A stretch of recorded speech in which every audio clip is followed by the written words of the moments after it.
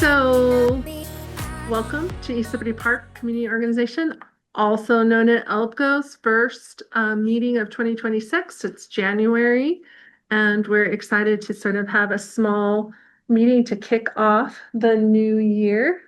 As always, we start out the evening with our Salt Lake City Fire Department Station 5. They come in between calls if possible. So we haven't seen you guys in a while. We're so excited to see you. Thanks for having us. Yeah, welcome.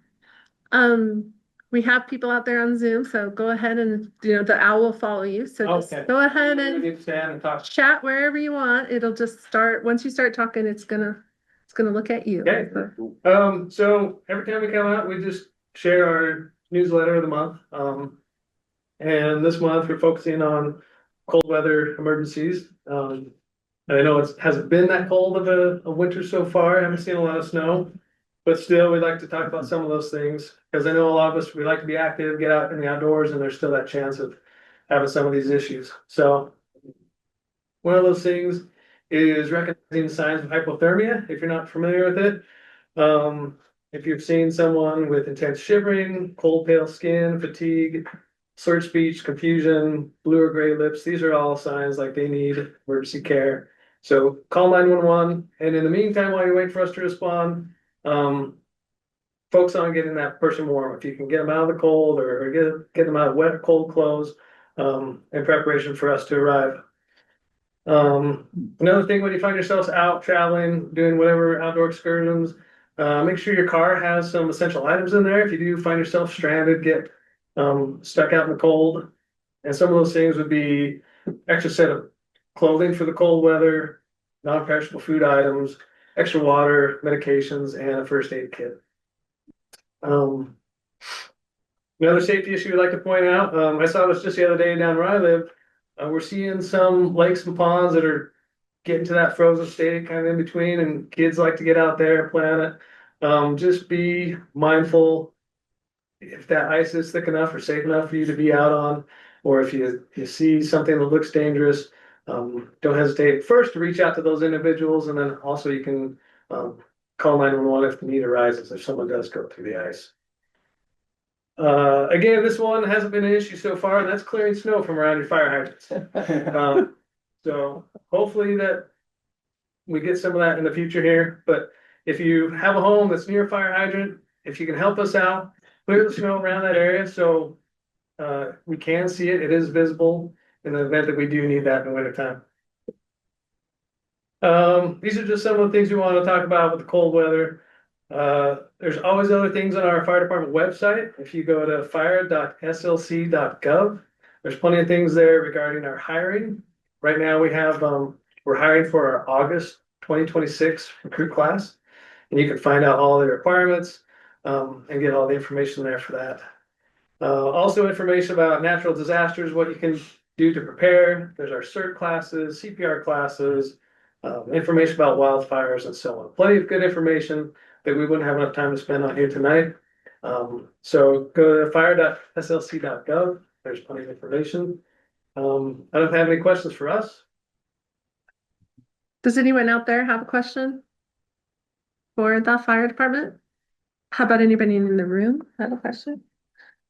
I just had one thing. We had a small earthquake today. do you all have any recommendations on dealing with the larger earthquakes that cause real problems for us? Or Yeah, so some of the things that you can do for yourselves and your family is to have a 72 or 96-hour kit ready to go. And that being, again, some personal supplies, including medications, clothing, food, water, and then don't forget pets. If they have medications, food as well. Just something to get by if you find yourself without power, water, and anything for 4 or 5 days. The next thing we'd like to just emphasize is kind of self-care for you and your family, and then your community, because the 911 resources are going to be so overwhelmed during a big response like that. I don't know if you remember, it's been probably 5 years or so. We had that big windstorm that came through, knocked down a ton of trees, took out power lines. Our 911 system was so backed up just from that little emergency compared to a large scale earthquake. So again, just kind of knowing the things you can do to prepare for yourself and your families, and then checking in on neighbors. And we're going to be focused on infrastructure, things like schools, hospitals, elderly homes, those kind of things.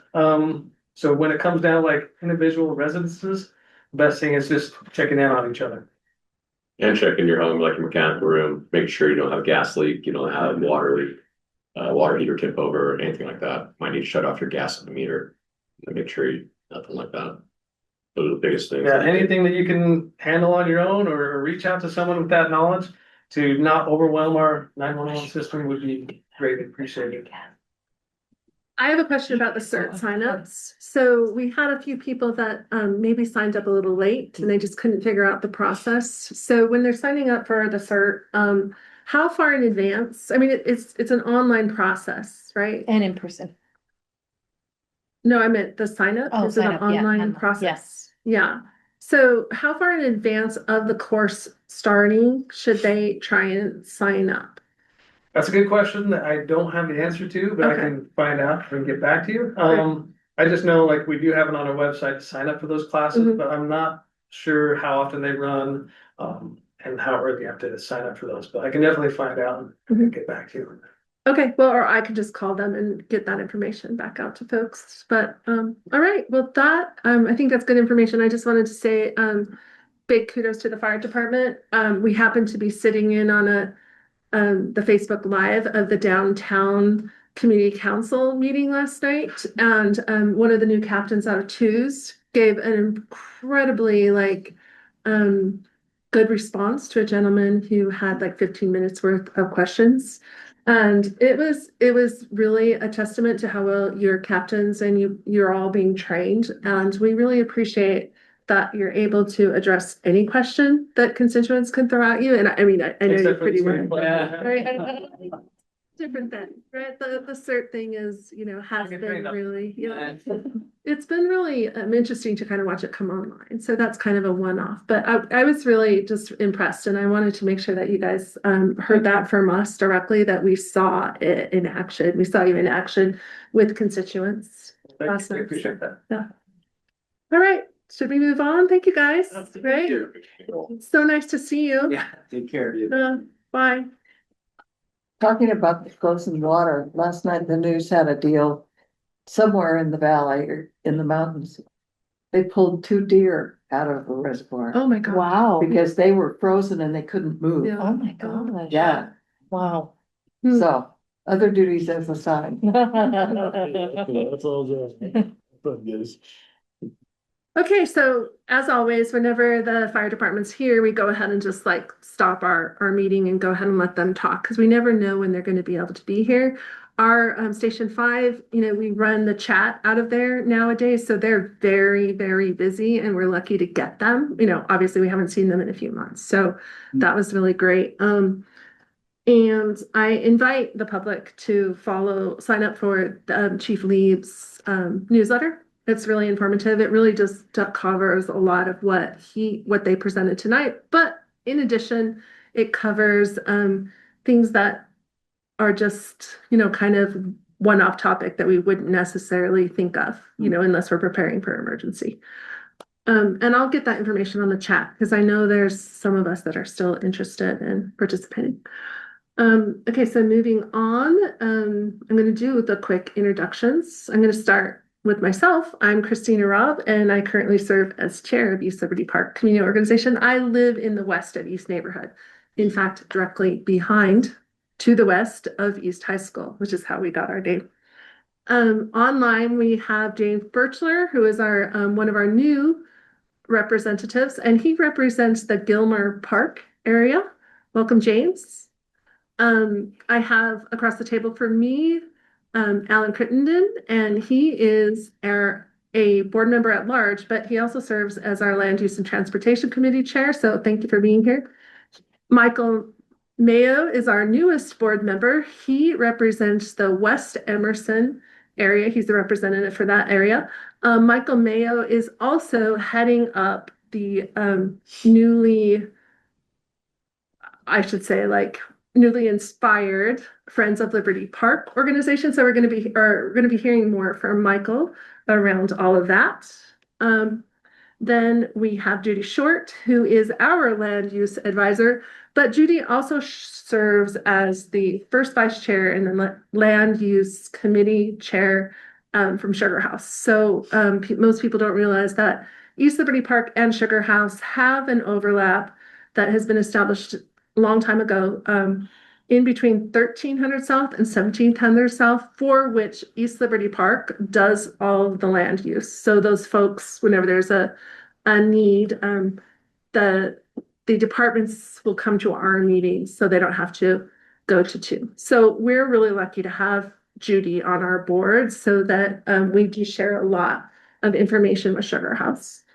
Also in the room, we have our brand newly elected District 5 Council member, Erica Carlson. We have our police, and we have representatives from the city. So I'm going to just move on with the agenda by welcoming Detective Gordon Swift, who is our new liaison. We said farewell to Officer Samuel Fallows, who has been moved up to a sergeant. So we're really excited, and we wish him the best. Good, I hadn't heard that piece. Yeah. Yeah. So Nice.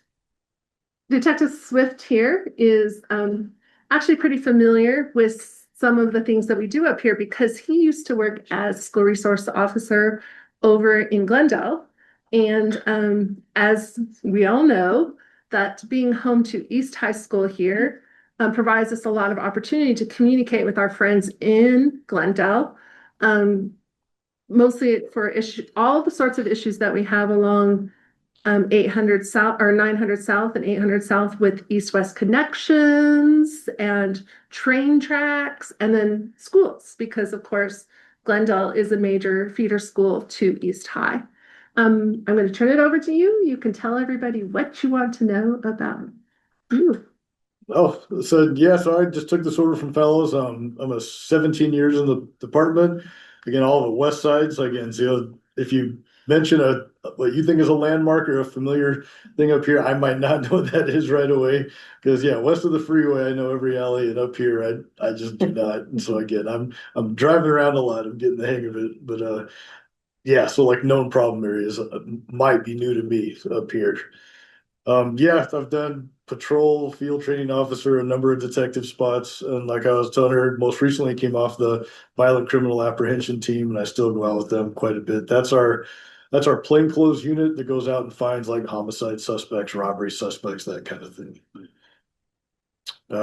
Yeah, so I mean, so I know some of the guys just go over like generalized stats in the area and stuff like that. I mean, typically I feel like it's better, maybe a little more interactive. Like what questions do you guys have for me? What are the things you're noticing, stuff that you think needs more attention, needs to be addressed? Obviously, I know the area right around East High during the school year, because like you said, I'm familiar. Those are a lot of my little Glendale kids. A few of them are butt heads and get into trouble. And so yeah, I know that's a common one.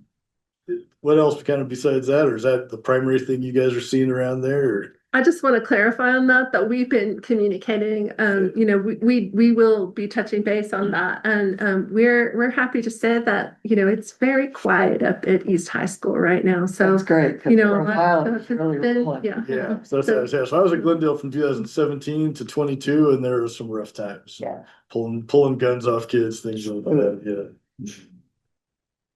So, we had sort of a little pre-meeting and I told him my impression of East Liberty Park is, we just don't have a lot of problems that folks, come to the community council to solve in terms of crime. Juveniles are difficult because we're always faced with privacy issues, FERPA and HIPAA.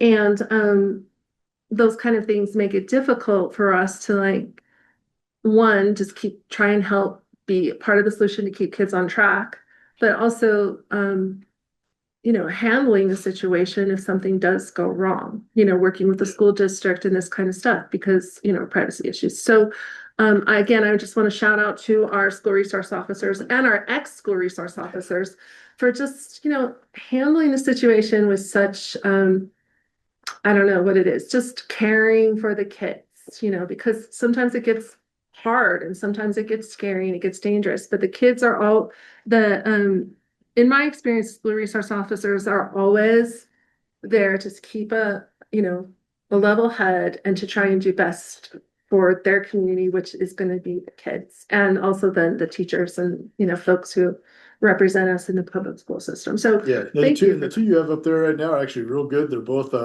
it's Jackie Oseo and Rakeem Redmond, and both of them grew up in Glendale. And like Jackie played soccer at East, Rakeem went to East, and so yeah, they're very familiar. I mean, they're real good at it. So I mean, by all means, if you have something at that school or those spilling out from the school, yeah, give them a call. They're up there every day. So the other thing that we talked about is that, stats are a really important part of what we do, but, the stats in Liberty Park, don't really move much. So if, we're going to kind of discontinue hitting the stats so hard unless there is something to look at.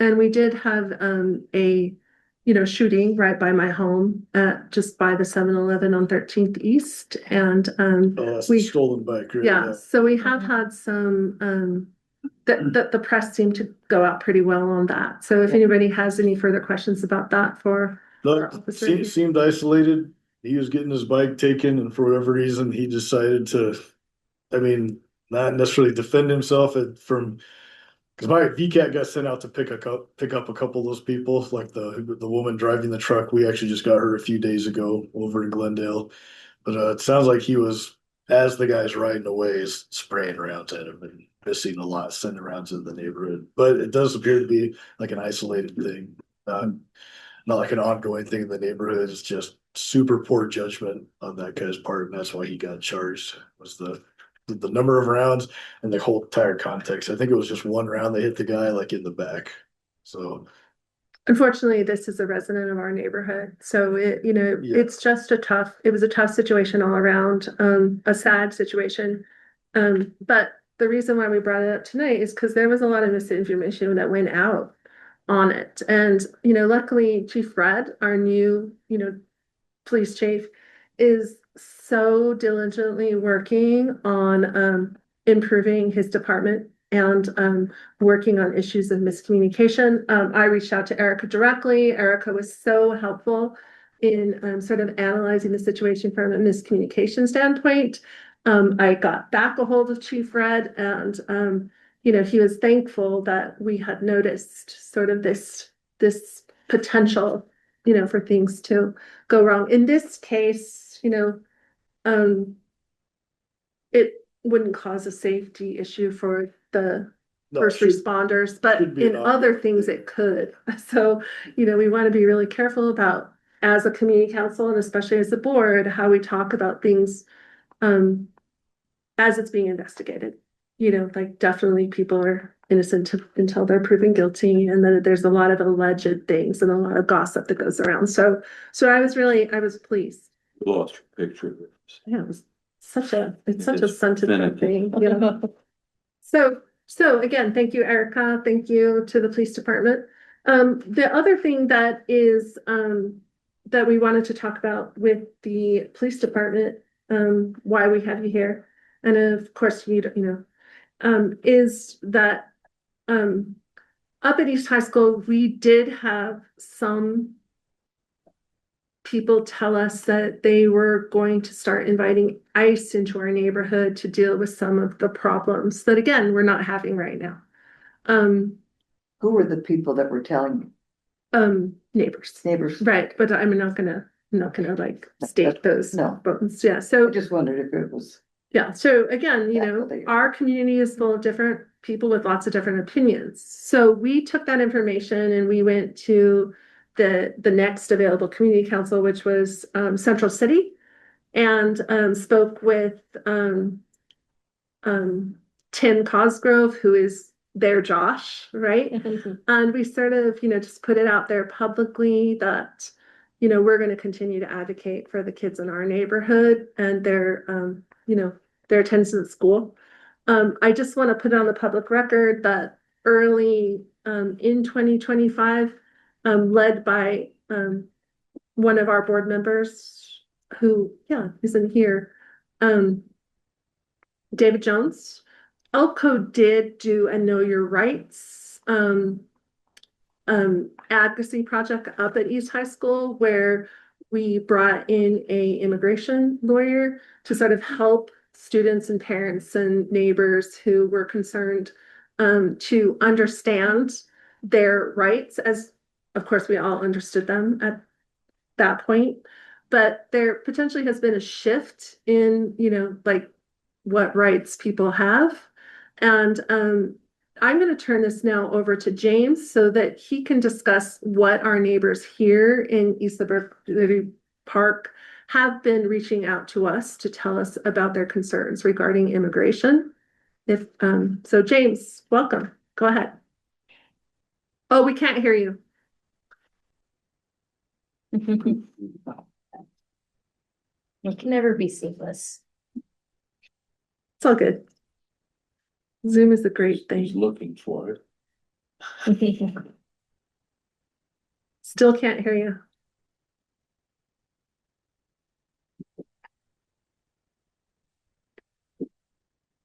Do you want to fiddle with it? Because I can go on to Erica. Give me a thumbs up if that works. Okay. All right, so we're gonna move on past this and come back to it. Now I'm going to introduce Erica, which we've all met, right? Erica has been really kind and gracious to come to our meetings as often as she could while she was actually campaigning. So she's not a stranger to East Liberty Park. The way that we're going to start working with Erica is we're basically just going to turn the floor over to her to let her communicate and tell us what she would, like to see ELPCO do to reach more of our constituents. So take it away, Erica. All right, well, I'm going to give you a couple updates, many of which you may already be aware of. It's legislative session season, the most wonderful time of the year. I know, our favorite. 45 days of so much happening. And one bill that I think really affects this community that all of us are really tracking very closely is the bill that would rename Harvey Milk Boulevard. Which I stand firmly against, not only because, residents of Salt Lake City made the decision and community leaders said, we want Harvey Milk Boulevard, but also because the larger issue is preemption, which is the state overriding what is local control or local laws. And Right. Salt Lake City should have the ability to name Salt Lake City streets. Personally, I feel like there are bigger problems in our state to solve than the name of a street. But that's my own personal commentary on the issue. I am going to be hosting my first town hall on March 25th. And Christina knows this, and if you all don't know this yet, I am a big fan of the CERT program that was mentioned earlier, the Community Emergency Response Training Course. In my town halls, I'll be covering some key issues affecting the city, but also try to interweave some emergency preparedness skills that members of the community can learn. At this first one thing I'm trying to do is have people have an opportunity to use a fire extinguisher. Because how many of us have actually used a fire extinguisher before? Hopefully not, hopefully it wasn't a dire situation, but beginning to build the capacity to respond in small ways to some of the emergencies that we know will eventually come for us. I want to bring you up to date on, two big things that have been before the council that you may have heard about in the news. One of those is the question of automated license plate readers. And I will share that it's still an open question before the council. Salt Lake City does have license plate readers. They play a crucial role in helping to solve crimes throughout our city. And I think in fact, in the last major homicides that happened, they played a crucial role in identifying suspects that may be involved in that. Pretty much every single one. And there's a lot of, there's some weird information going around, rumors that like we share that data with ICE and this and that is not what happens. Like there's very strict state laws about how you access and when and how you access that data, because we've done it for years. And so it's a little audit's coming up now, but so it's like, so when you want to go in there and say search for a plate or something else, every one of those searches is attached to a case number and a reason. Like say, if we want to manually enter in a plate of someone we're keeping an eye out for, again, we need a criminal case like on that. I can't just be like, hey, where's my ex-girlfriend? Pinhead around town. No, it's so like for the VCAT unit, it's for us either looking for fugitives. It's, us looking for someone we were building a case on as a fentanyl dealer, or he's posting online with guns and he's a felon. I mean, it's all things like that, shooting cases. And then same thing, you can do broader searches in an area right after a crime. And so that's how we started isolating the cars that are all taking off from, say, a shooting scene. Is sometimes you just get a general description. We can pull the cameras and start matching that up with times like, okay, here we go. There's the black SUV they're talking about with the big rims. There's the gold four-door sedan. And it's an invaluable tool. We use it constantly. And it has been a massive thing. I spent 3 years on that violent criminal team and we use it constantly. It's a giant benefit for the city. It would really be a big loss to get rid of that based off of rumors that aren't even true. Like, Yeah. well, regardless of how you think of sharing the data with ICE, that's not what goes on. Like, so that should be a non-starter. Is that a bill? So, it's a good question. Part of it a little bit, I think, is the timing of the issue. Part of why this is a part of our conversation now, even though Salt Lake City has had license plate readers, I think, for almost 10 years now, and have seen the effectiveness of it. The city applied to a grant from, it was the Department of Justice, to a small grant for more license plate reader cameras. And the grant came before the council, and that's happening at the same time as some of these ICE operations are happening. And so like 250, 300,000, something. It was basically just to buy more cameras to expand the network we already have. Yeah. And I'll be totally honest with you. I see the value of the program. I see the value of how it helps to solve crimes. And I also have some concerns about privacy rights. And I am on this issue, I see both sides, to be frank and honest about it. I mean, if you're committing a crime, Yes. don't you lose your privacy issues? Well, and again, we have to have a criminal case on just Yeah. running searches. So you have to have enough evidence. And Yeah, yes. if you run that search, you enter them in as a watch thing, everything's attached to a criminal case. There's notes on it. I mean, again, it's not something you can just play around with looking for random people. It's very controlled who can access it. I mean, not even every police officer in the department has access. Some do and some don't. You have to go through a training. You have to clear, a class and all this stuff. I mean, it is So that's very good to know. restricted data. Yes, it is restricted. The other thing that Can that I, I can learned- I just clarify though? Okay, so to be clear, so that everybody can follow the conversation, is that there is a community in Salt Lake that is very concerned about the rumors of ICE and state control, and nobody's questioning the Salt Lake City Police Department on this. I simply think that there is a group of folks who their privacy concerns are that this money would be usurped by federal or state level officials at some point, so that Salt Lake City would lose their rights to this control. And that is the controversy that Erica is referring to and why she sees both sides. So I just wanted to Yes, clarify yes. the like both sides of the issue.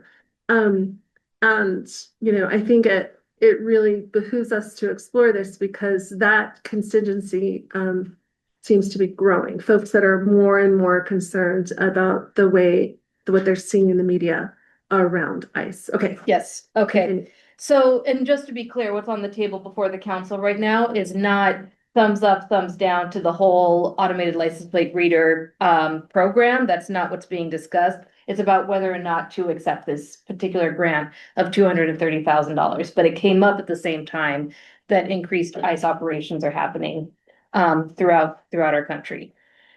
That leads me to talk about ICE and Salt Lake City and to dispel any rumors that might be present. Salt Lake City Police Department does not assist ICE in immigration enforcement cases. So, that's So there is some overlap. It's purely tends to be on certain types of criminal cases. Like we don't go out for roundups. We're not cross deputized. Mhm. So say like on VCAT, one of the things we get tasked with when we're not looking for fugitives or say suspects is there's one of the hot topics the last couple of years is targeting fentanyl dealers because for obvious reasons. So on the street level, the cartels tend to traffic up Hondurans for their street level dealers. So say if we bust a Honduran with 3,000 fentanyl pills and we're pretty sure he's illegal, yes, we're going to notify ICE about a guy like that. That's the overlap we tend to run into. Known gang members, like what we think is a cartel employee or something like that, but we don't get cross deputized to go with ICE and go look around and do like Round of 5-year-old kids and other things that are happening right now. No, We're so lucky to have you. Like, I mean, we have had mostly young community liaison officers that have been just starting out their career. So it's so interesting to have somebody at our table that has such an intricate history with the department. Yeah, Yeah. it's again, a lot of rumors go around, and even on the current operations in other states, you got to remember too is like ICE doesn't have a master list of everyone who's here illegally. They are largely operating off of people with existing court cases who have existing deportation orders, and people who've been either booked on crimes or convicted of crimes who they then later find out are illegal, like they've already been released from jail. That's the bulk of what they have to actually target. I mean, there's of course some operations where they go to employers or a Home Depot or something, but most of those operations are revolving around that specific cohort. And so if you have people like that in the community, I mean, the greatest advice I can give anyone who's nervous about that is stay home and don't break the law and don't hang out with people who are breaking the law. Because that's a lot of the collaterals we see who don't have a record. They're typically they're swept up because they're in the area. Like say they live in the house with someone who caught a felony for something. And so when they go to get that guy, they go check everyone in the house. But they're not doing like a lot of random business checks or things like that. They tend to be pretty targeted things. And so that's the greatest thing. And we would have these conversations in Glendale with parents like, hey, don't get arrested for things. And that is a big part of it. You'll stay off the radar. So, one thing that I will say is that, we just had the oath of office 2 weeks ago, 3 weeks ago, and in the oath of office, you don't take an oath to a group of people, you don't take an oath to you take an oath to a community, you take an oath to support, defend, and obey the US Constitution. And that Constitution has some clear things that we have to work hard to uphold and to follow. Peaceful assembly, right to free speech, due process, the ability to petition your government for grievances. All of those things are what we are called to do. And so I feel very clear in my role as Salt Lake City Council member, that's my North Star, is to support, defend, and obey the Constitution in all that I say and do. At the same time, I do feel like there is a lot of fear in the community right now related to immigration enforcement. There are people who are getting swept up in these enforcement operations that, in my own personal view, are inappropriate to be swept up in the manner in which they are. Um, Salt Lake City, both the mayor's office and city council are exploring ways that we could help support community groups doing things like know your rights trainings or legal advocacy type of Similar things. to what we did in the beginning of 2025. It would be almost identical to what we put. So That's perfect. So, and again, under all of this, I think the clarity is like the Constitution is our North Star, period, in this. That's what we've all taken an oath to uphold.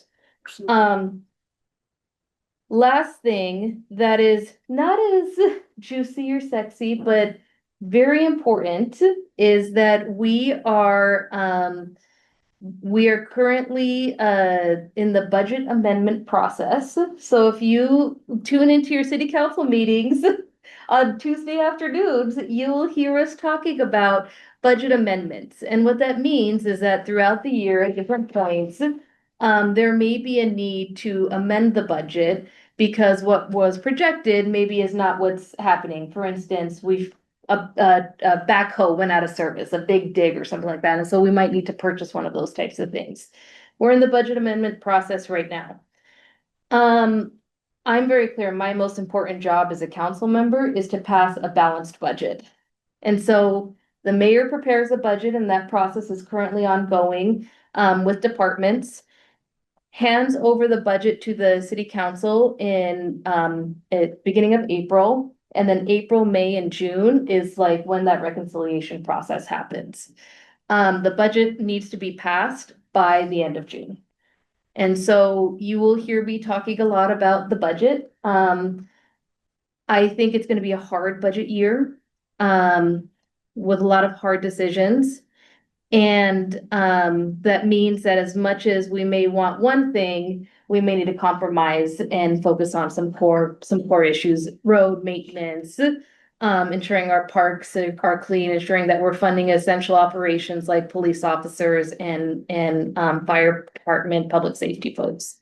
Yes. So remind me, remember, or I don't know if I'm actually remembering this correctly, but that they did a zero balance or budget last year, zero growth budget. But this year they alluded to that there would likely be a property tax increase. Is that right? They did allude to that, and you know, a budget is simple. Mhm. You either decrease expenses or increase revenue. And I want to do everything we can to decrease expenses before we think about increasing revenues via property taxes, because I think people are they're struggling right now. I mean, I know some folks in my neighborhood who are seniors on fixed incomes and they're like, they're looking to take out a reverse mortgage to pay their property taxes. People are really hurting right now. So I feel like my job is to do everything we can, exhaust every possibility, every nook and cranny before we move in that direction. Have we lost federal money? That's probably likely there too. And because it is the most wonderful time of the year with our legislative session happening, there are some bills that are being talked about that would limit municipalities' ability to raise property taxes, which I think would have long-term consequences. Now, I know the Utah League of Towns and Cities is actively working on that and trying to mitigate that bill, but it is if that passes, I think it's a hard thing for any municipality. I just want to support Erica in this situation in that like it's her first budget season. And those of us who are old really, really value the budget season because of course I'm an economist by training, a behavioral economist. So I know that my power as a citizen has always really revolved around going and letting people know what I would like the money to be spent on. So what we hear a lot and over like the decades that I have been bumping my head against, the civics of Salt Lake versus the Utah, legislatures. We hear a lot of folks that know what they don't like. Mhm. But what I've always noticed is a lot of people just don't know what they like or what they would really like to prioritize. And Mhm. sometimes that's really helpful. Do you agree? Yeah, and a budget's a reflection of your values. It's a reflection of like what's important to you, and it tells a story about that. And I think that Salt Lake City, compared to other cities across the state, or I would even say nationwide, does a really good job about having a transparent budget that is easy for citizens to pull, to understand, to make meaning of. One thing I'm going to try to do in April is a city budget 101 to really empower residents to ask more questions and ask more of us in making those decisions. And I'd like to invite my board and everybody who, this video, of course, gets recorded and we send it out to everybody to be able to listen to later. I'd like to invite everybody to plug in to these Tuesday afternoon work sessions, because all of the folks, Chief Lieb shows up from the fire department, of course, Red and his whole crew will be there to explain, and defend their asks. So it's just really important and really, actually really interesting. It's kind of the core of how the city works. Yes. So people who plug into the budget really learn about the city at a whole different level then.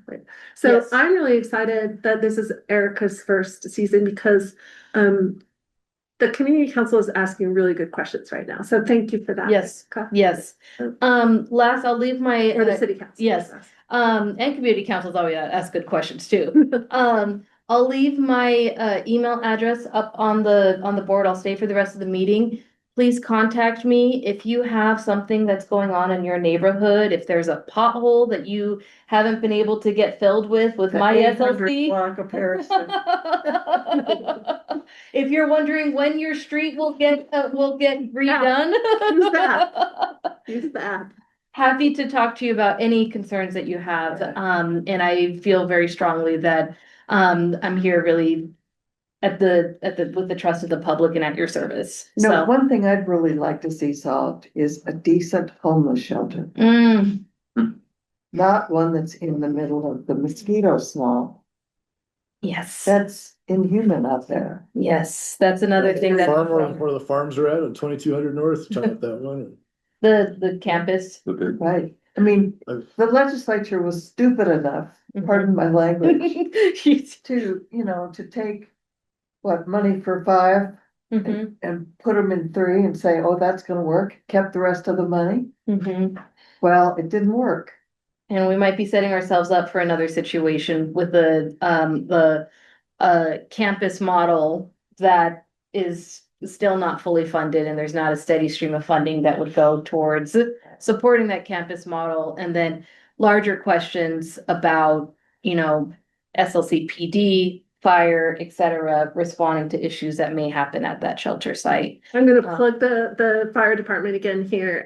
There was intensive questions asked in this arena, and we don't have a lot of time to get into Okay, the homeless that's shelter. That will be for a different meeting. I think it deserves a different meeting.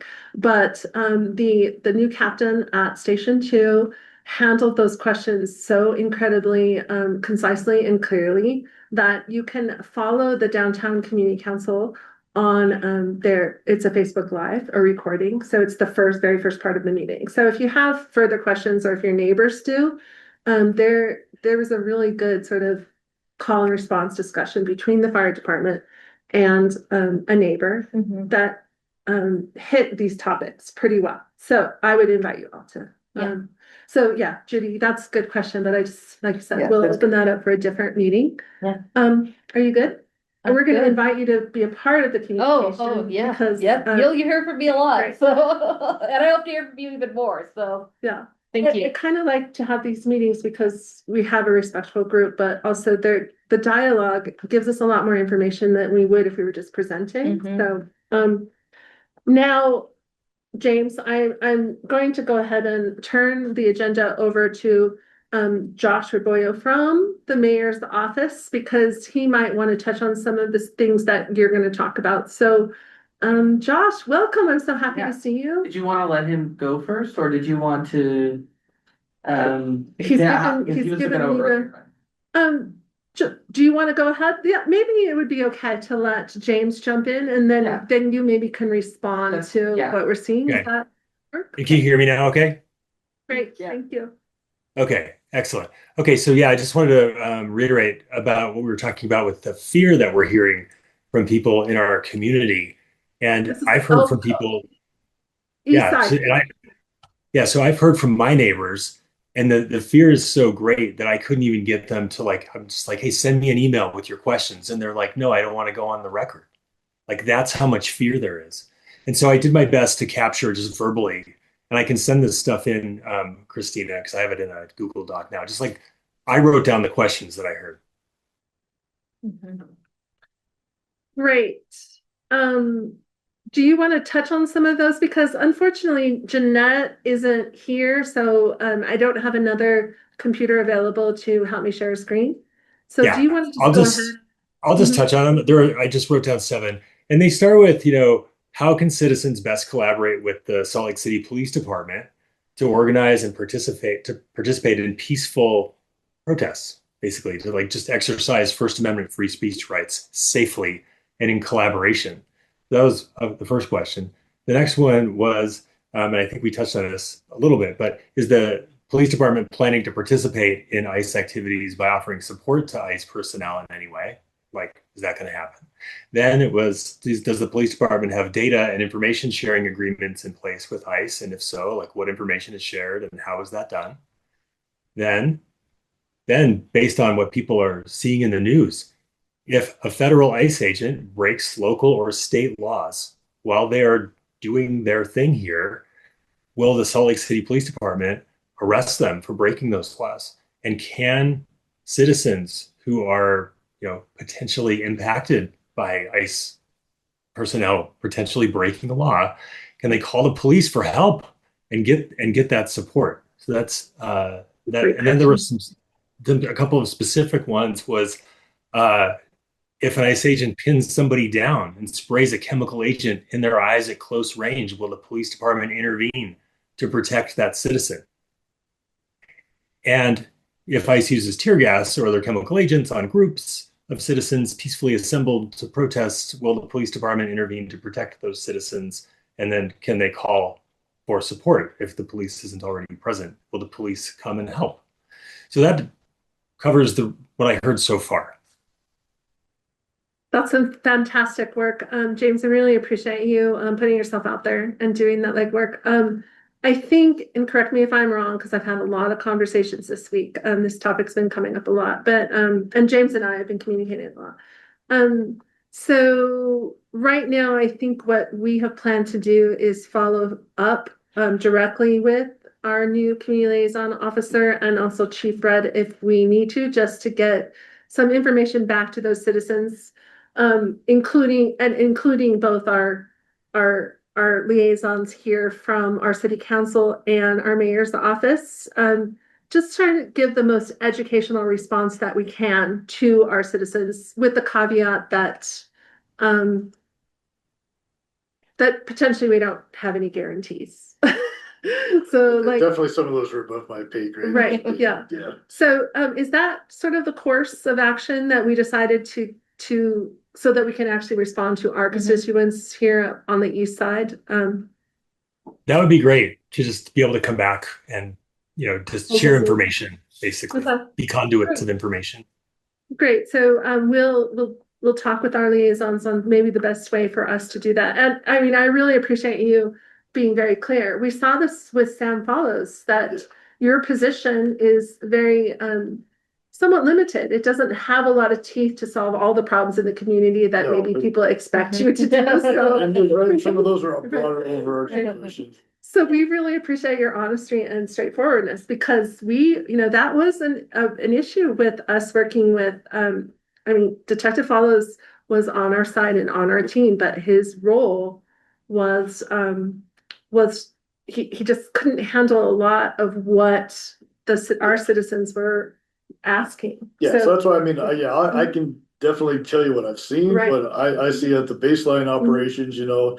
Right. Again, I've never seen us cooperate in a roundup or anything like that. Mhm. As far as I know, we haven't been given any notification that I've seen that similar operations are going on out here. Mhm. I would say I think part of the reason for that is Utah generally, if someone gets accused of a felony and goes to our jail, they do get held on that federal detainer.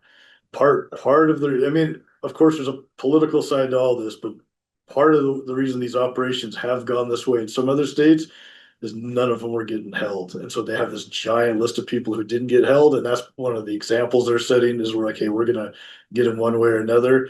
There's not nearly that kind of dynamic out here. Like and so I don't think that kind of operation's coming here. I mean, I can't promise that. I've heard zero rumors. We haven't been notified operationally of any need, you know, to stand by or anything like that. So to my knowledge, that is not an issue that's hitting us yet. Great. And I think that like we're gonna stop there and put an asterisk on the yet, because I do feel like a lot of us at the street level have heard rumors of, a potential detention center being built on the west side, and also some mobilization. And again, the caveat is that these are rumors, but we do know that the city council and the mayor have been actively engaged in conversations around these issues. So given that the rest would just be speculation, I'm just going to move on with the agenda. Again, thank you, James. Really appreciate you. And Josh, you're up. Thanks. Thanks, James, for sharing those questions from the community. Our front desk gets a lot of calls about a lot of different issues, and a lot of the national issues been coming up, like ICE, and a lot of what's been going on nationally, internationally, and kind of wanting the city and wanting the mayor to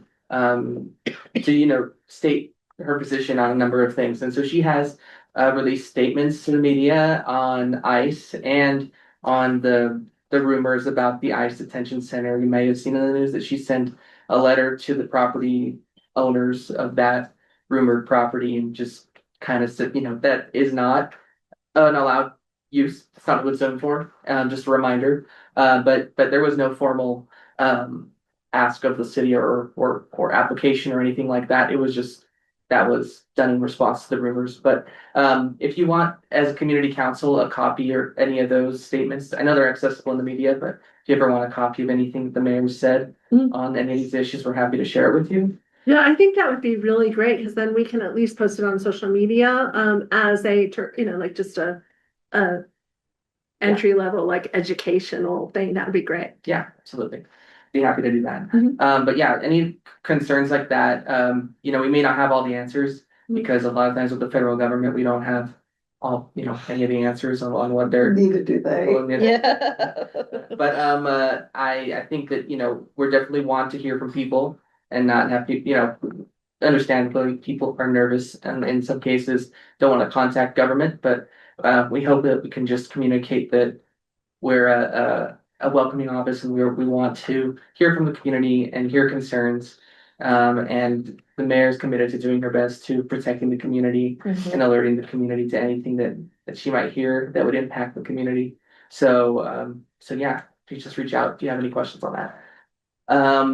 She'll be giving her State of the City speech next week on Tuesday, the 27th at 7 p.m. So please tune in, and it'll be available right afterwards online to stream. But it's going to be streamed on the mayor's Facebook page and on the Salt Lake City or SLC TV YouTube page. And so that will be, I think it's a good glimpse into maybe what the budget and some budget priorities and what the mayor's priorities are for the year to come as we approach the budget season. It's a kind of a good first step in that, I think. And aside from that, please, use the SLC mobile app. Reach out to us if you have those, issues with reporting things and getting things addressed. Also, Shape SLC, shape.slc.gov is where city's putting all the surveys. And you can also go there to subscribe to newsletters We do a lot of newsletters in the city. Pretty much all the departments have a newsletter, and it can be a little overwhelming. Sometimes I wish that we could consolidate some of them and maybe we could have some of those conversations going forward. But there's a lot of newsletters and information ways to get information. So at shape.slc, you can select which ones you'd like to subscribe for, depending on if you want info on a project or from a department. And we also have the Olympics coming up next month. On February 6th is the opening ceremony, and the broadcast of that starts at 7 p.m. out at the Civic Center, which is at City Hall in the Library Square. And there's gonna be some festivities and entertainment and things for families and for everyone. And so we're just inviting people to come out on that night, and then the following days during the day there's going to be activities and broadcasts of the events of the Olympics as they happen. So we'll be sharing information. I don't have more specifics on that, but I posted it on Facebook today. yeah, So yeah, we're getting a little bit more right. info as it comes a little closer. So, and I think that is all. That's all I had for from our announcements for my end. I'm happy for any questions or feedback. I have a comment, and I just want to be transparent about this. So I've let my council person know my thoughts on this, right? And I invite all of you to do the same, because we might be ELPCO, we might be a board, and we represent our constituents. But now that we have a brand new, excited, ready to hear from council member on board, or from people, council member on board, I just think that we should take advantage of Erica's spirit, right? So she's so gracious to listen to me. And one of the things that I have been clear about, because of the work, so much work I do in public safety, and this is kind of the next thing on the agenda, is that especially up around East High School, but also coming from a family of police officers and having so many friends on the force and in fire and in EMS and Gold Cross and things like this. I really feel like supporting our police department is necessary, both because of politics, in which this public safety plan was mandated by the state, and that we really do need to be cognizant of making sure that our crime is constantly going down here and that people feel safe, things like that. I feel strongly about that. So I want to be less obscure. I want to clearly delineate between what's supporting our police department in order to do their job, their public safety, and this other thing that's happening, which is ICE. And I'm hoping to have, separate those two issues out. So I, have been really in support of something that is a potential budget amendment, which is this Salt Lake City Command Center. And Erica didn't speak to it tonight, but I wanted to bring that up because of the work I've done, specifically working with young folks that we're trying to keep out of gangs and things like that. We see a lot of police chases that end up being dangerous across the city. And I think Salt Lake City has been really under budgeted. And again, this is my personal opinion, in terms of the way that the tools that they have to keep us safe here. And we're a little bit behind our other fellow capital cities. So I'm going to continue to advocate for on what other side you're on as far as funding public safety, that we actually separate the two issues out as much as we can moving forward. And this should be your example of how everyone in the room and everybody online can speak to Erica, because she's just so generous with hearing from you all. So did you want to say something about that? Oh, no, just that, honestly, I couldn't agree with you more. I think, our SLCPD does a good job in a really hard environment. And this question of a mobile command center they need one. They've been borrowing one from the fire department. They need their own. And so I'm supportive of of ensuring that our police department has the resources they need to keep all of us safe. And I appreciate the professionalism of the police department and, hope to work closely with them, hold them accountable, but work closely with them and support them in what they need. Thank you for saying Yeah. that, putting that out there. So the last thing we want to cover in all of this kind of public safety stuff that's kind of woven in and out is that the police department is sponsoring or hosting a coffee with a cop on January 29th. I forgot the time, but I will put that on social media. We're thinking it's like 10:30 or something like that. It's on the website. You go Google it right now. It comes up on the website. Coffee with a cop. I'll post it on social media, make sure everybody has access to that, but it'll be held at the Beans and Brews right there by Liberty Park. Right. As everyone's aware, Liberty Park is part of East Liberty, our boundaries, right? And we spend a lot of time in the park consulting with utilizer stakeholders here. I sat on the cultural assets CAG that has been ongoing where, we're essentially looking on how to support this regional park over the next 100 years. And Michael is starting again this Friends of Liberty Park, which again, we are going to put to another meeting because there's a lot of juice in this that people want to talk to about. But I also want to tell you, but also make it clear to the group that we have been contacted by our wonderful host here, Tracy Aviary, about they're trying to figure out how to get folks to come back to the park now that people are feeling more safe here and things like that. They've reached out to us and they're waiting for you and I, Michael, to get back to them to be a partner in this Friends of Liberty Park situation. And again, shout out to the police department. If you can take this back to your folks and let them know that we have been getting a lot of folks thanking us and everyone else for the park. Yeah, the other Liberty Park community council, same thing. It's like that. It's way cleaner than it was 6 months ago. So Yeah. it does look like a lot of, even to my eye, I don't come up to this park near as often as the others. It looks much better than it. So just definitely, if you can take that back to your people and let them know that. Okay, so Janet Wade, of course, we have some extra time to have some conversation because Janet. Real quick, if you want, so it's 10 to 11:30 for the coffee. Oh, perfect. Thank you for looking that up. Are the cops buying? Just kidding. Okay, that's not my pay grade. Giving you a hard time. They do. 29. They purchased the coffee for the. 29.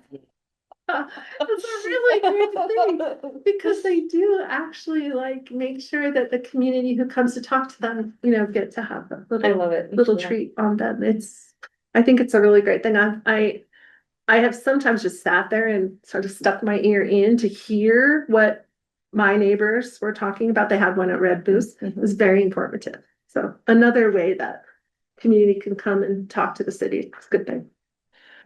So let's see. Oh yeah. Happy birthday, Janet. Our 9th and 9th BA business liaison is it's her birthday, so she's not here tonight. She's been working diligently on the trash can issue in 9th and 9th. Eric and I have talked, and I don't think that you're really ready to talk about that yet, but forthcoming. We might have a solution. We might have a solution to trash cans. If we need trash cans at 9th and 9th, the community's been asking for it for a long time.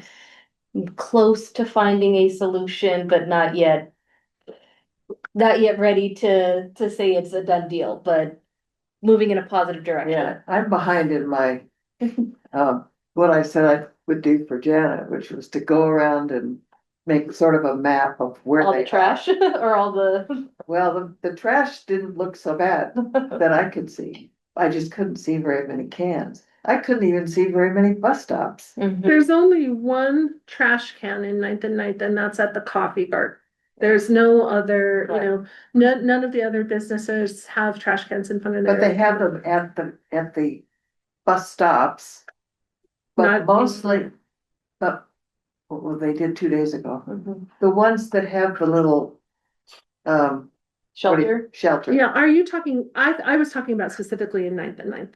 I can say that. Well, I just went to 7th East, 11th East, and Belmont and Eighth East. Yeah, so in Ninth That- and Ninth, we have no trash cans at all at the bus stops. We did get a call from a neighbor that is the bus stop, the eastbound bus stops there by the whale too. Their trash is piling up. It's literally like a trash heap that is piling up there on that thing. So Janet has, and I can share this, has been communicating with the UTA. What seems like fairly effectively, but we'll just wait for an update from her. Yeah. Okay, so we have plenty of time for our next, we're actually ahead of schedule because, Janet's birthday. We have plenty of time for our next agenda item, which is Alan from our ELPCO's Land Use and Transportation Committee. We have dubbed our citywide Land Use and Transportation Committee. That means we invite people from all over the city to come on the second Thursdays of the month to get into the weeds on land use and transportation issues. We call that the Affordable Living Initiative, and we stole that from Dan Dugan, the council person from District 6, because we realized that transportation is lagging behind our land use issues. And unfortunately, like most people have cars and our transportation is taking us away from cars, but our transportation initiatives aren't keeping up. So it's been really great to work with people all across the city to meld all of these ideas and concerns that we're seeing, not just here in our little island, but especially along the east-west connectors. So take it away. Well, after that tremendous buildup, I'm going to have to disappoint you because most of what we talked about at the last Land Use Committee meeting was the new initiative on residential zoning, which has been put out. I don't completely understand this posture. It's out as a website from the planning division, and I guess the indications are there'll be formal notice to the community councils sometime in the next several weeks. But this is big enough that they wanted to get it out there that people would talk about it, and I think they're getting their wish. I think people are talking about it some, and we took a fairly long look at it at the Land Use and Transportation Committee meeting 2 weeks ago, and I've sent a note around on that. Just to summarize, for those of you who haven't read through all the presentation materials and text amendments that in draft form that they provided, I think for our area, the main issue is the recharacterization of R1 zoning, and they've tried to homogenize all the different R1 zones and provide some common setback rules on them. Those are relatively innocuous for us. We are almost completely R1 5,000 square foot zone. And the minimum setbacks that they settled on for houses are what we already have. So I'll let the folks in the R1 12,000 square foot area complain about whether that's going to introduce very large mass houses on 12,000 square foot lots. For us, it doesn't really represent a change. The main real change is actually an entirely different section, a new section, dealing with small lot dwellings. And the small lot dwellings have a minimum size of 2,000 square feet. So they really are small lots. And small lot dwellings are a permitted use in all the R1 and all the R2 and all the SR1s. They're for every residential zoning area, they become a permitted use. And apparently with the ability to subdivide, to get down to 2,000 square feet. Now, if you go into the setback requirements there, they look initially innocuous, but there's one that isn't, and that is that the front street setback is 10 feet instead of 20. And if you look at the pictures they have in their presentation material, you'll see that they have faithfully represented those buildings as sticking out further into towards the street than the adjoining properties. I can't really speak as to how that'll affect things in a 12,000 square foot lot, but I can tell you that on our 5,000 square foot lot areas, that will be a pretty dramatic difference in the streetscape. As you're walking down, if every fifth or sixth lot has something jutting halfway further towards the sidewalk than the surrounding buildings. So I think that's the one thing that I saw that looks like it would have a dramatic impact in our area, and something that I hope can be addressed. We They- do. They have something in the code that's been there forever, which is the average of the block face. That Right. would be removed for this. Yeah, for this. Saying no. For the front sidewalk, it should stay. The rest Yeah, of the lots, it can be different. I think that's right. I mean, I think that's the way to, and for us, it is mostly 20 feet. I mean, I didn't go out with a tape measure all down the block, but it is mostly 20 feet in the area.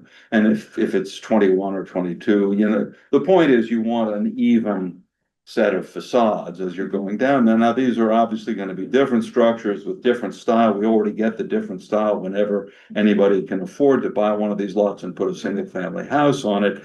The mega houses. But they all have adhered to that. And we've got in our area a number of duplexes and some quads that were built either illegally or not at different times. Some of them are quite old and appear to be original to the neighborhood. All of them adhere to that setback. So I think that's the piece that concerned me the most in looking at it. The other changes are relatively small and affect us, as I say, the least because we're already at the sort of the minimum size on the lots. There's a slight change in the height ability, about a couple of feet for peaked roofs, 4 feet for flat roofs. I don't think that's going to have any real dramatic effect on the feel of the neighborhood. But if we've got a bunch of things sticking out halfway to the sidewalk as you're walking down the street, that will have a very different feel. Thank you, Alan. That was a really good summary. So to Alan's credit, Alan is such a great representative for ELPCO because he will really dig into all the information and put it all together for us. And as we all know, that this whole thing started with some bells and whistles, some fireworks a couple of years ago because there's a lot of maybe confusion, but also just going to be some resistance to things like this. And again, a lot of it centers around parking. So Alan has tried to streamline it for public consumption. This will go into our newsletter. We haven't taken a stance because it actually hasn't formally come to us, but we wanted to make sure that we got it in your ear, Erica, because of course everyone knows city council are the folks that act on this. And this was a city council propelled concept. They are the ones that wanted to see this happen in the first place. So that said, again, I'm going to plug our next meeting, which is the second Thursday of February, in which we're going to continue this dialogue. There's been a lot of information passed around, which our board is reading and our committee is reading. And Erica wasn't able to make the last Land Use and Transportation Committee meeting, but she is going to try to be there as much as possible. So thank you for that. And again, Judy plugs us into Sugar House, our neighbors to the south. Where we have that overlap. So we share information back and forth. And I think, I'm not sure if you know this, but Sarah, council member from District 7 is really involved in their land use and transportation committee. So some dialogue, it'll be a good exchange of dialogue for the two of you on the council that we haven't previously had for a while. So thank you. If I can just, we can follow up with this link too. What Alan was talking about in the webpage that he was referring to is called Expanding Housing Options. And there are a lot of frequently asked questions about what this means, and also an opportunity to weigh in and give more input on on particular concerns that you might have about this proposal. Or if you love it, I don't know, I don't want to, and I'm in listening mode right now. And their illustrations Yeah. of how this would work out, I Yes. think are fair, Mhm. and accurately done to show you the different kinds of housing that could be accommodated. And this, I don't think they're trying to hide the ball or anything. No. It's just that it'll have a slightly different appearance when you're walking down the street than Yes. when you're 3/4 angle from 200 feet in the air. Yes. Yes. Great. Anything else on this? And the note I did send around, I mean, I do think we want to ask some of those questions. The one other thing I would say is that the way this is presented online is in the form of a survey, effectively, where you have a chance to chime in. And I think we would encourage everyone to take a look at it and send in their comments. When they have a chance to do so, because I think they are genuinely looking for feedback. That's right. And we have pushed that out to the public again to have people weigh in on the survey. The only problem that we're seeing, and you and I have already talked about this, is that we heard about it from the planners at our Salt Lake Community Network meetings, which was wonderful.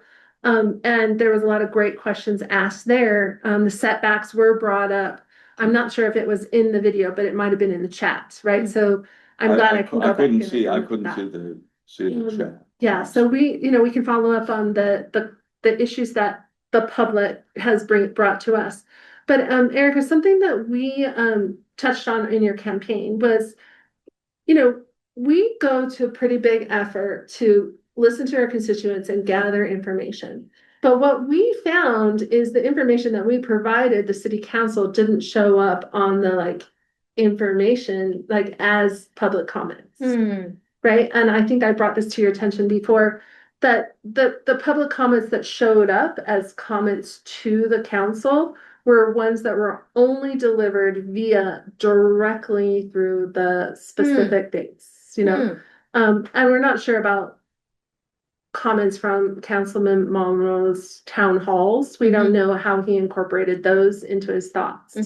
But it's a pretty transparent process, and we're kind of hoping that if we're going to do all this work, that we can maybe work together to be assured that the information we collect from our constituents, James worked very hard on this, gets onto that public record in some way. And we haven't figured out how to do this because you're just so new. Well, what I'll say is that if you, just as a good FYI, anything that is sent to my email address that I'll leave up here becomes permanent record of the city. Okay. And oftentimes we will, and Judy, I think I've also received letters from Sugar House Community Council, others.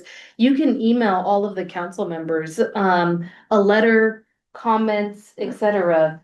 And that is public record, and that is I read them. I know other council members read them too. And don't be alarmed if they don't respond, because you can imagine that they're gonna just because they have time to read it doesn't mean they have time to respond to everybody. Yeah. Thank you. Yeah. Yeah, one thing I have a little bit of a complaint about is I used the Sugar House Hotel as an example. Yes. Because the staff report was 125 pages. And the planning part of that was about 12. The rest of it was comments. And I don't know that. It's like, I would like that to be a way to educate other citizens who maybe aren't so up on it as the people who comment. But when it gets that big, it's really hard to put it out there. And so there's now an effort going on where one of the other community councils sent a letter around and said, we'd like to see all the community councils respond to this because it could start a trend in the city to have big buildings by the parks, and that's not a good thing. This is such a good segue, right? So I'm gonna just capitalize on what Judy just said. Now, Judy brought it to our attention, that this is a big deal, that's happening in Sugar House right next to this glorious park. There's this little slice of privately owned land that, that this was come and go, gas station that Came in and my went, never, opinion, never, luckily, never arrived. didn't go through. It never But it was a lot of struggle because we are a property rights state, right? So when it's a private land, so difficult decisions are being made around publicly owned land like Sugar House Park.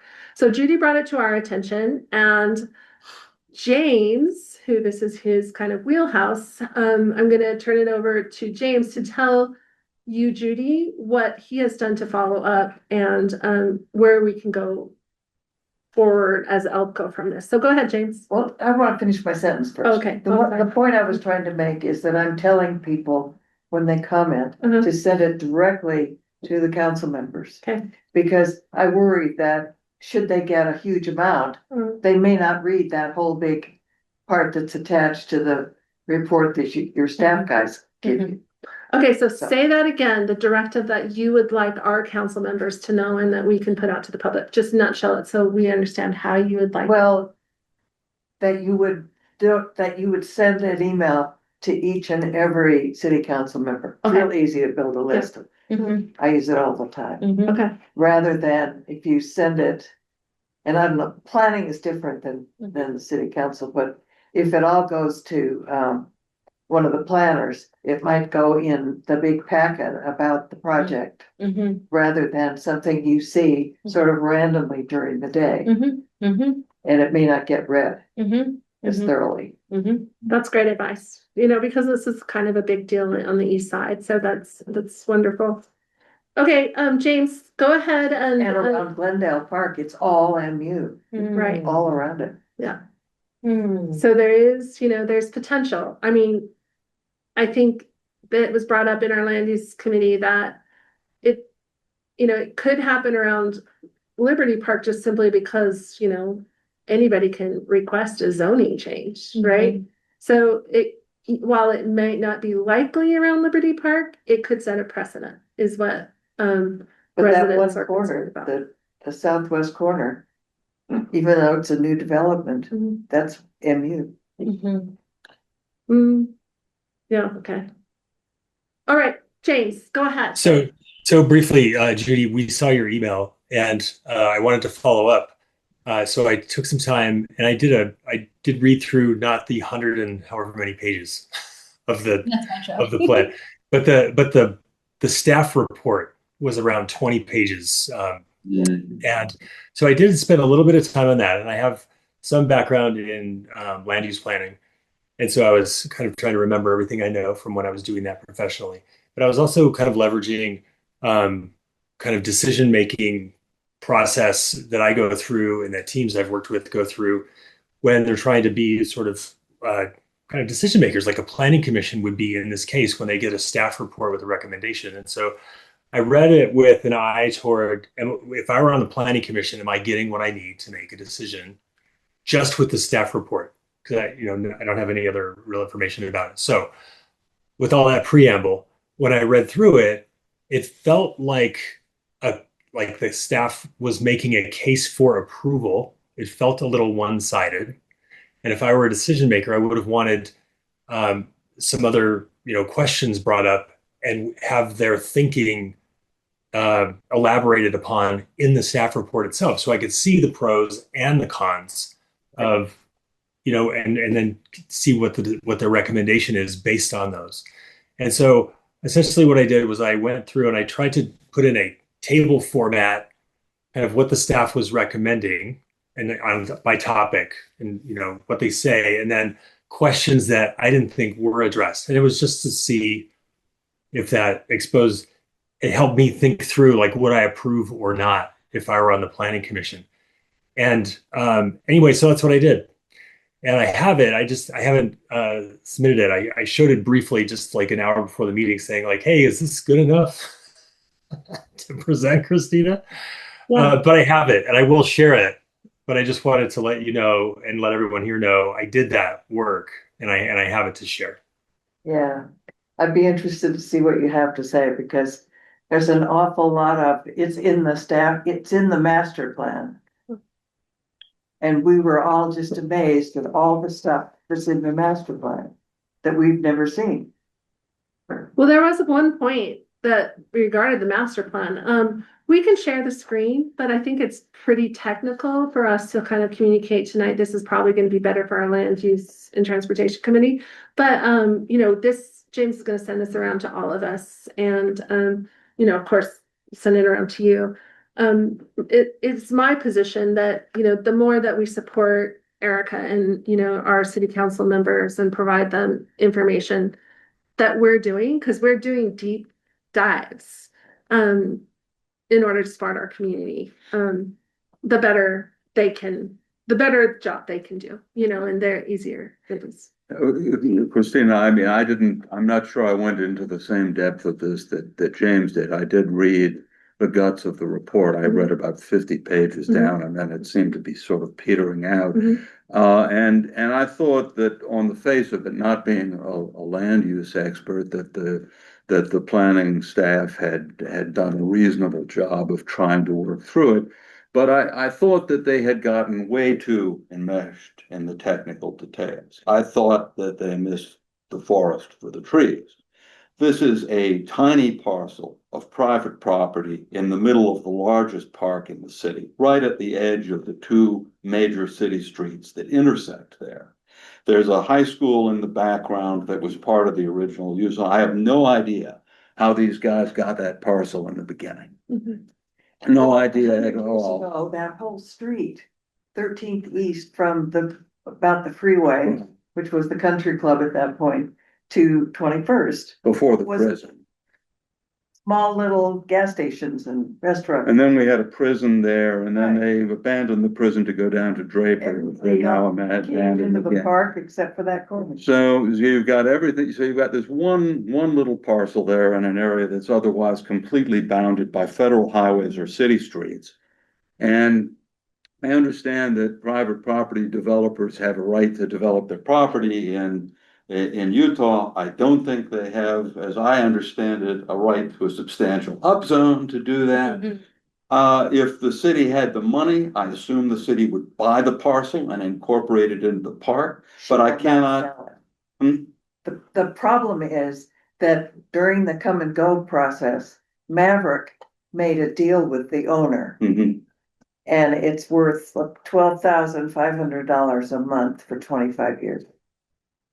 And so it takes a certain amount of revenue, because now this hotel guy is going to have to pay Maverick for that money. Right. But I mean, everybody has a price in the private sector. If this were New York and a corner of Central Park, I expect somebody would find a way to do that. But we haven't done that here. Let's say we haven't done that here. Okay. And this other is. I hope it's being taxed as though it's worth $1 million.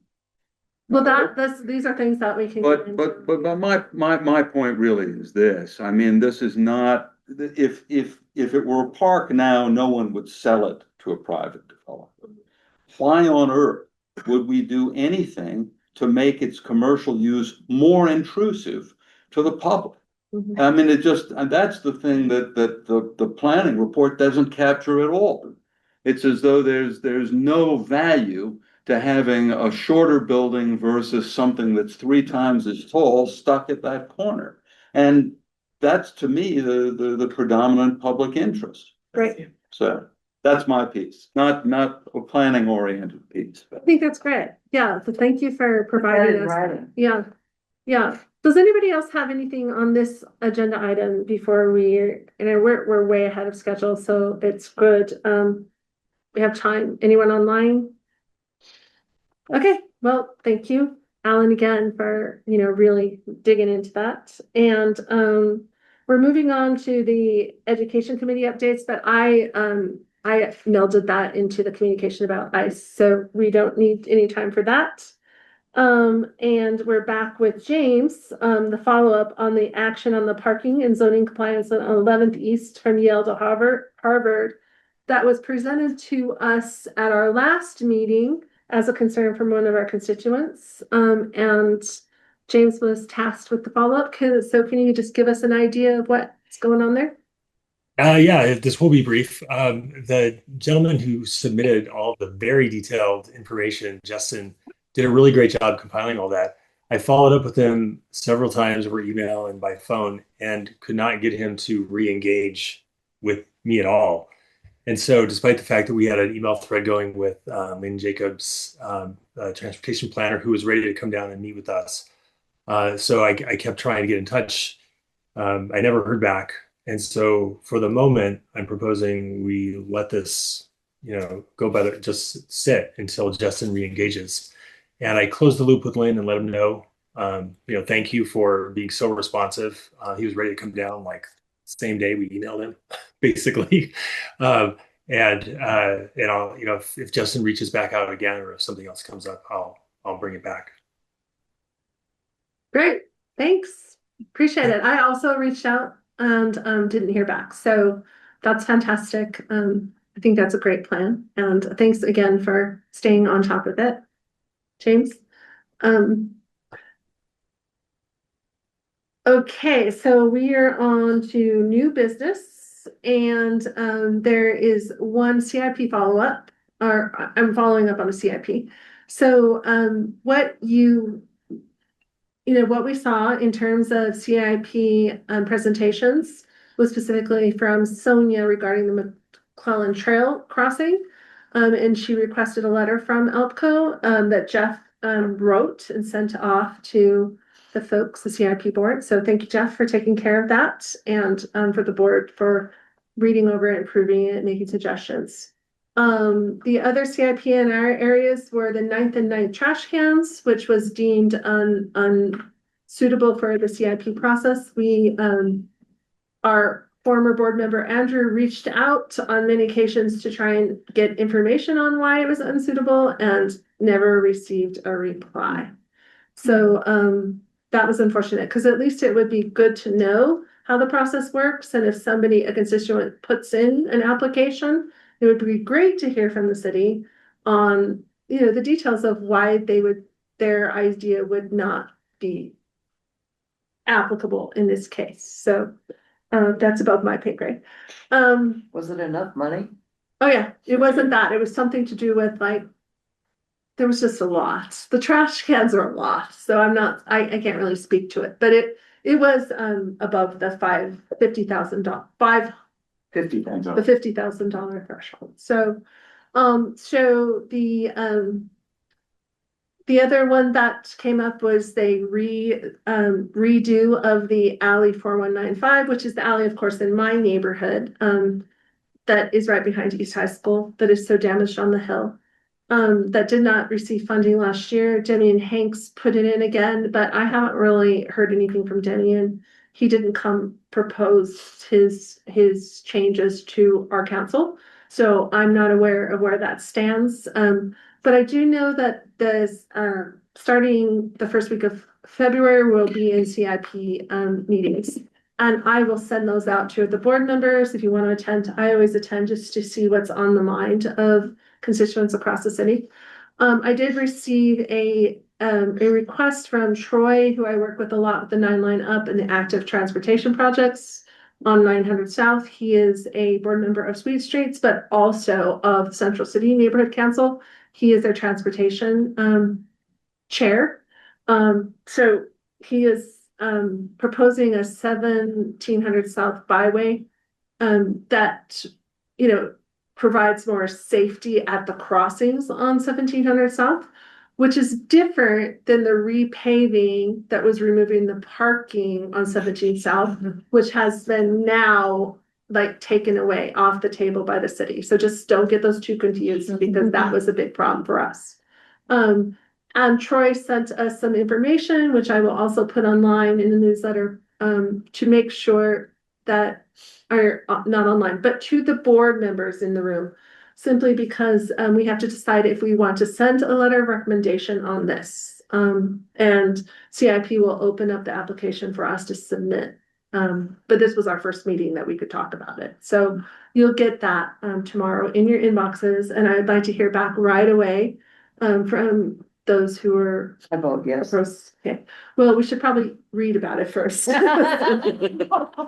We should Troublemaker Judy. Pretty good description. I live right there. I know what it looks like. So that's all we have on CIP, and I will like I said, I'll let the board members and everyone know when those dates are, so that we can go down and at least listen to some of the information that gets spread apart. Street festival updates. I did apply for our street festival, permit the day after, our last street festival. So they have changed the permitting process, because of the safety issues that they had at the demonstration where someone unfortunately lost their life. We were able to work with the police department this year to add many safety bonuses to our street festival. That it worked out a lot better for us. We were not worried about. The downtown, the ice protest or? No, it was the No protest, Kings rally. the no Okay, Kings when the okay, guy, yeah. right? So we were again thankful for that. But we see a need for working hard to get more sponsors and try and raise more money, because things are very expensive and it's harder to run every year. It's harder to run the street festival. Of course, I just barely took it over, so I'm learning, but it was very successful again last year. In terms of people had a good time and our vendors were very happy, so that's a good thing. We have some issues that we've been working on. Jeff Marshall and Marshall and Jeanette and I just met, and we're getting a jump on like changes, talking to people, all sorts of concepts that will go into this year's street festival. So I will keep you updated on that. I haven't heard from David Jones on the bylaws committee things, so because we haven't altered our bylaws yet, I will be presenting our current bylaws to the RCO folks, for registration again by the end of this month. And the last thing I have is that we're really grateful to have the mayor coming to our next meeting on February 26th here at Liberty Park. They're letting us move into the mill for this. Now, as you remember, ELPCO is going to do our regular meetings. These kind of meetings, we're taking care of business quarterly now. But we're gonna have more town hall type special interest meetings starting in February where the mayor and potentially Chief Brown will be attending. Chief Brown will probably. Or I mean, Chief Brown. Yeah, That's true. Chief I think I still buddy on that. Careful, right? Be careful, all these colored people, colored brown, red. So next, so we will, as a group, hopefully be able to get our constituents on board with coming out and asking questions of our mayor, our council person, and hopefully our chief of police, more on that. So, but I think the big thing is we're going to have to focus on promotion because we really want our neighbors to turn out for this, especially since the aviary is so gracious to accommodate us in the beautiful mill. Does anybody else have any new business that they would like to talk about now? Like I said, we're early, but it'd be great to leave early. I have one thing that I sent you an email about. I just approached this week, and some more details just were sent to me today. I think there's a group that's reached out to Salt Lake Parks about doing some cleanup work and a service project in Inglewood Park in ELPCO. Okay. And they're trying to organize that for March 2nd. So we can put together some more details, and they'd like ELPCO to be involved and to do some promotion and to make it a community event. So awesome. Yay, this makes me so joyful. Okay, great. So more on that. You'll hear more from us through our social media channels. These are things to put into our newsletter. I guess I want to be clear to everybody, we have backed off a little on a newsletter because people want to hear what's happening in our neck of the woods, and often we don't have a lot to promote that isn't already. We have a scout troop nearby. I don't know of an active scout troop. I don't know. Worth that asking. But they probably have some. Oh, on the the Girl website. Scouts are starting to Like, sell you're their looking to cookies. join where you locate a Already? local thing. Already, yeah. That's a good idea. Yeah. I'm not sure if we're doing our regular cleanup, because we do that, twice a year cleanup of the 7 canyons in Liberty Park. I haven't talked to Liberty Wells to see if we're gonna do that. Yeah, I think, I was talking with Van Hoover. He's trying to do something, and I don't have the date in front of me, I think it was, sometime in early May 2nd, May 4th. That's like when we That's it. usually do it, yeah. Yeah. And so the Friends of Liberty Park, one of the things we want to do is we start to form that committee. That would be a nice inaugural event for us to go ahead and promote. Excellent, Yeah, so I Cool. think we're going to be leading towards that. Mhm. Fantastic. Oh, okay. I guess I do have one more announcement that I almost And forgot. that's, you ought to share stuff so that you each have stuff in your newsletters. Mhm. So luckily in D5, we have this strong relationship where we do share everything along D5. So even though it's, we do really communicate even with Ballpark and Central Ninth on all of these things and Central City. So I feel lucky that it's a good platform for him to work in. I actually talked to Cindy about this today, and that we're all always trying to figure out how to collaborate and share information. So thank you for bringing that up, Judy. I think it helps Erica a little bit, and to Erica's credit, she is holding regular meetings of chairs of all of these community councils. So it's just so exciting to have all this communication and willingness for transparency and collaboration. So Michael, again, thanks for taking this on. So I forgot to tell you guys that I have been working with Chief Red on some police appreciation issues and sort of political proofing those things, because we know that support of the police kind of wanes and falls depending on politics and things that are maybe out of our control. But we do know that we do get a lot of support from our public servants, and we're trying to come up with great ideas that community members can actually acknowledge, thank you so much for our hard work. And what I'm working on right now is accommodations for Detective Follows, Nate Meinzer, who were our previous community officers, and the current SRO, Officer Redmond at East High School. And then basically working as a team to try and help us figure out how to provide safety behind East High School and to cut down some of the issues that were affecting the Garden Park Ward and things like this. We had that huge vandalism issue. Yeah. And still supporting those West Side students that are in our neighborhood every day. So there's this huge effort going on behind the scenes that required so much work and so much like push and pull and hurt feelings and tears, but we did it. So we're going to start there. So I'd like to invite anybody who's interested in working on, and I would go even further to say that, we could talk about doing this for public utilities when they step in and, control a massive flood so that our neighbors know. So it's just something I think we should start thinking more about, is how to positively reinforce how community members can nominate or positively reinforce the great work that we're seeing, and with that, I think we need to close this meeting, adjourn for the evening, and yay. Thanks for coming. Thank you. Thank you. I'm gonna put my email address up here for anybody to take a picture of or write down. Very nice. That was that explanation. Thanks, James. Thanks for coming, Thanks, Marshall everybody. and Brandy. Something. So happy to see everyone out there. Explain as clearly as you. Good night. So many rumors going around, just